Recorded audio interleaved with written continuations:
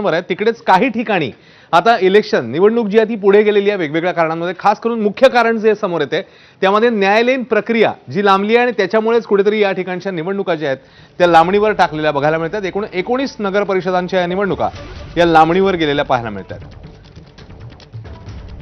पुणे, अहिल्यानगर, सातारा, धाराशिवसह विदर्भातल्या अनेक जिल्ह्यांमध्ये निवडणुका लांबल्या, ज्यात बारामती, महाबळेश्वर, अंबरनाथ नगर परिषदेचाही समावेश आहे। जिथे जिथे निवडणूक पुढे ढकलण्यात आली तिथे 20 डिसेंबरला मतदान होईल आणि 21 तारखेला मतमोजणी होईल। उर्वरित ठिकाणच्या निवडणुका मात्र ठरल्याप्रमाणेच 2 डिसेंबरला पार पडतील आणि 3 डिसेंबरला निकाल समोर येतील।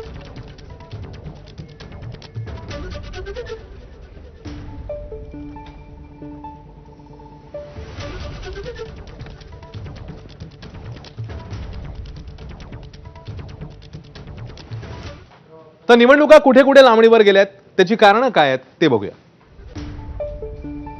जिल्हा लातूर, रेणापूर नगरपंचायत न्यायालयीन कारणाने निवडणूक पुढे गेली आहे।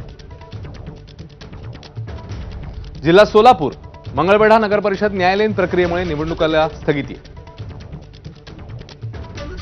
धुळे जिल्ह्यामध्ये पिंपळनेर नगर परिषद भाजप उमेदवाराचं निधन झालं त्यामुळे निवडणूक स्थगित झाली आहे।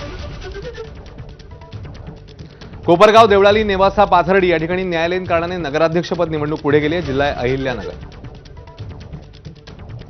तर धाराशिवमध्ये न्यायालयीन अपील दाखल असल्यानं 3 जागांसाठी निवडणूक स्थगिती मिळाली आहे। अकोल्यामध्ये बाळापूरमध्ये नगराध्यक्ष उमेदवाराबाबत न्यायालयीन याचिका प्रलंबित आहे त्यामुळे स्थगिती मिळाली आहे। तर जिल्हा बीड नगर परिषदेच्या वॉर्ड क्रमांक मधील 3B या ठिकाणी न्यायालयीन प्रक्रियेमुळे स्थगिती आहे। नगर परिषद हद्दीतल्या 3 प्रभागातील निवडणूक पुढे गेली आहे। जिल्हा गोंदिया। तर मुखेड धर्माबाद मध्ये पूर्ण निवडणूक पुढे गेली आहे न्यायालयीन प्रक्रियेमुळे। भोकर आणि लोहामध्ये एक जागेची निवडणूक लांबणीवर गेली आहे। अमरावतीमध्ये अंजनगाव सुरजी नगर परिषद निवडणूक स्थगित झाली आहे। तर जालन्यामध्ये भोकरदन नगरपालिकेच्या 2 प्रभागातील निवडणूक स्थगिती झालेली आहे। न्यायालयीन प्रक्रियेमुळे ही स्थगिती मिळाली।